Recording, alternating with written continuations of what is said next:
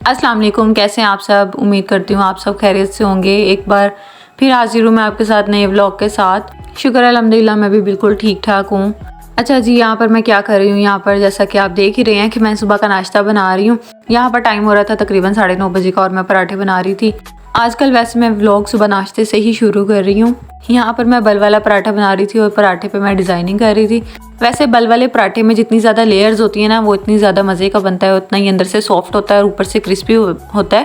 पहले वाला जो पराठा था वो मैंने अपने हस्बैंड के लिए बनाया था और ये जो सेकंड है ना, ये मैं अपने लिए बना रही हूँ। इन दोनों में फ़र्क ये है कि जो पहले वाला पराठा था वो विदाउट नमक था और ये जो पराठा है इसमें मैं ना नमक डालूंगी, क्योंकि मुझे ना नमक वाले पराठे अच्छे लगते हैं। शादी से पहले ना मैं नमक वाला ही पराठा खाती थी, लेकिन तो मेरे हस्बैंड को जो है वो नमक वाले पराठे अच्छे नहीं लगते थे। खैर वो मुझे कहते हैं कि आप अपने लिए अलग से नमक वाला आटा गूंद लिया करो, लेकिन अब मैंने कहा कि मैं क्या दो जगह आटा गूंदूं।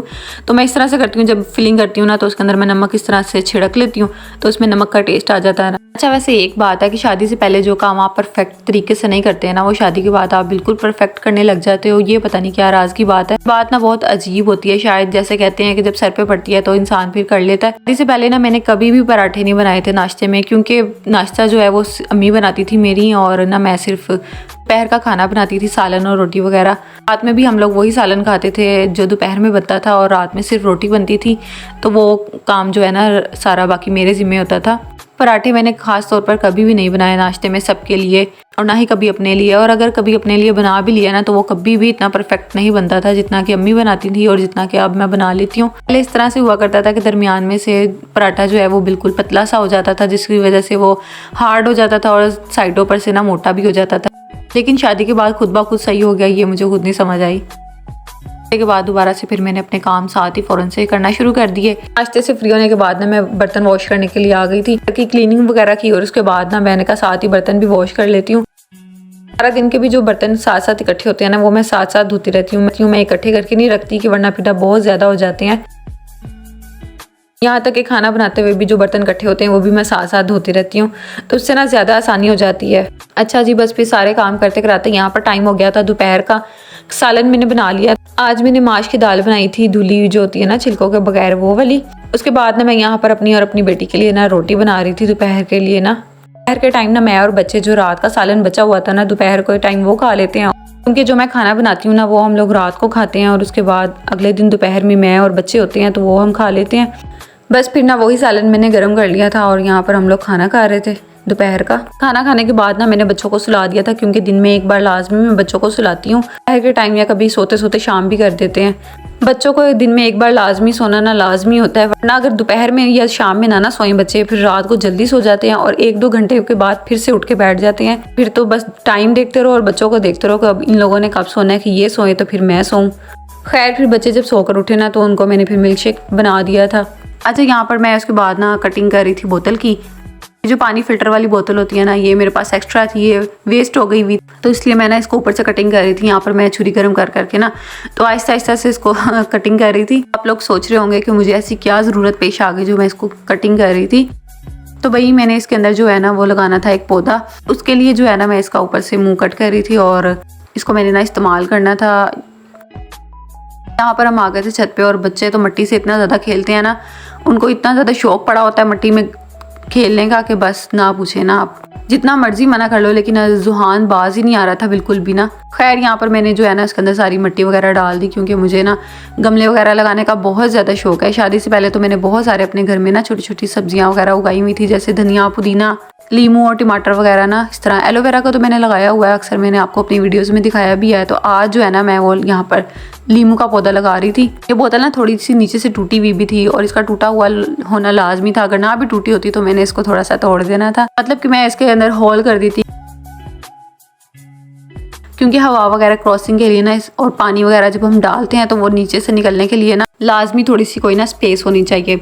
तो बस यहाँ पर जो है ना मैंने मिट्टी वगैरह डाल दी थी और ना यहाँ पर अब मैं डालने लगी हूँ लीमू के बीज। लीमू के बीज ना मैं काफ़ी दिन से ना इकट्ठे कर रही थी अपने पास ना, और जब काफ़ी सारे मेरे पास हो गए ना तो फिर मैंने कहा कि चलो आज मैं इसको ना पौधा लगाती हूँ। नींबू का पौधा वैसे थोड़ा देर में ग्रो करता है बनिस्बत टमाटर के। शादी से पहले भी ना मैं ये सारे काम करती रही हूँ, इसलिए मुझे ना इसके बारे में थोड़ा बहुत आइडिया है, तो मैं घर में ही छोटी मोटी चीज़ें लगा लेती हूँ। तो मैं ना मिट्टी का गमला भी यूज़ कर सकती थी, लेकिन पता क्या है उसका ना मसला ये है कि बच्चे हल्की सी भी कोई चीज़ उसको मार दें लग जाती है ना तो वो टूट जाता है और सारी मेहनत ज़ाया हो जाती है और पौधा सारा ख़राब हो जाता है। इसलिए मेरे पास ना ये वेस्ट में बोतल पड़ी हुई थी, तो मैंने कहा चलो मैं ना इसको यूज़ कर लेती हूँ। ये सब काम करते करते ना मुझे यहाँ पर काफ़ी अंधेरा भी हो गया था, टाइम हो गया था, क्योंकि ना बच्चे तंग कर रहे थे, बस इसलिए ना थोड़ी देर भी हो गई और थोड़ा अंधेरा भी हो गया था। यहाँ पर मैंने ना सारे बीज वगैरह जो थे मेरे पास वो मैंने डाल दिए इसके अंदर। ये देखे मैंने ना काफ़ी सारे बीज इकट्ठे किए हुए थे। ये सारे के सारे बीज डालने के बाद ना इसके ऊपर मैंने मिट्टी वगैरह फैला दी और फिर ऊपर से डाल दिया पानी। अब देखें ये कितने दिन बाद ग्रो होता है, क्योंकि नींबू का पौधा ना थोड़ा टाइम लेता है ग्रो करने में। वैसे जो ये छोटी छोटी चीज़ें होती हैं ना ये आपको अपने घर में उगानी चाहिए। एक तो हरियाली भी हो जाती है और ये चीज़ें लगी हुई ना अच्छी भी लगती हैं और आपके काम भी आ जाती हैं। फिर उसके बाद रात का टाइम हो गया था और यहाँ पर हम खा रहे थे खाना खाने के बाद ना फिर मुझे याद आया कि सुबह के लिए आटा भी नहीं है, वो भी गूंदने वाला है। तो बस फिर सुबह क्योंकि उठ के फ़ौरन से नाश्ता बनाना होता है, इतना टाइम नहीं होता कि आटा गूंदे ना, तो बस मैंने फिर कहा कि चलो रात को ही आटा मैं गूंद लेती हूँ। यहाँ पर बस मैंने जल्दी जल्दी से आटा वगैरह गूंद के मैं फ्री हो गई थी। वैसे तो मैं कोशिश करती हूँ कि रात के लिए मैं कोई भी इस तरह का काम ना छोड़ूँ, सारे काम मैं ना दिन में ही ख़त्म कर लूँ, सिर्फ रात के जो बर्तन होते हैं बस मैं वो ही वॉश कर लूँ। लेकिन बस आज ना पता नहीं मेरा ध्यान ही नहीं गया कि आटा ख़त्म हो गया तो मैं आटा भी गूंद लूँ। ये होते हैं सारे दिन के मेरे काम शाम की रूटीन। और मैं आपसे ये कहूँगी कि अगर आप चैनल पर न्यू है, चैनल को आपने सब्सक्राइब नहीं किया, काइंडली मेरे चैनल को सब्सक्राइब कर दें। वीडियो अच्छी लगी हो तो वीडियो को लाइक कर दें, बेल आइकन को प्रेस करना मत भूलिएगा ताकि आप मेरे डेली व्लॉग्स इसी तरह देखते रहें। मेरे जो काम होते हैं ना वो यहीं तक होते हैं और ये सारे काम बस करने के बाद बस मैं फिर बच्चों को सुलाने की कोशिश करती हूँ। और बच्चे तो जो हैं वो अपनी मर्ज़ी से ही सोते हैं, उनको जितना मर्ज़ी आप सुला लो, लाइट्स ऑफ कर दो। और मज़े की बात ये है कि आजकल के बच्चे किसी चीज़ से डरते भी नहीं हैं। हमारे वक्तों में हमारी अम्मियाँ हमें डराया करती थी किसी भी चीज़ से तो हम फ़ौरन से सो जाया करते थे, लेकिन आजकल के बच्चे जो हैं वो तो बिल्कुल भी किसी चीज़ से नहीं डरते हैं ना। इसके साथ ही आज का व्लॉग मैं करती हूँ एंड, मिलते हैं इंशाल्लाह नेक्स्ट व्लॉग में। चैनल पर न्यू है तो चैनल को सब्सक्राइब करना और वीडियो को लाइक करना मत भूलिएगा। तब तक के लिए अपना बहुत सारा ख्याल रखिएगा। Thanks for watching, take care, अल्लाह हाफिज़।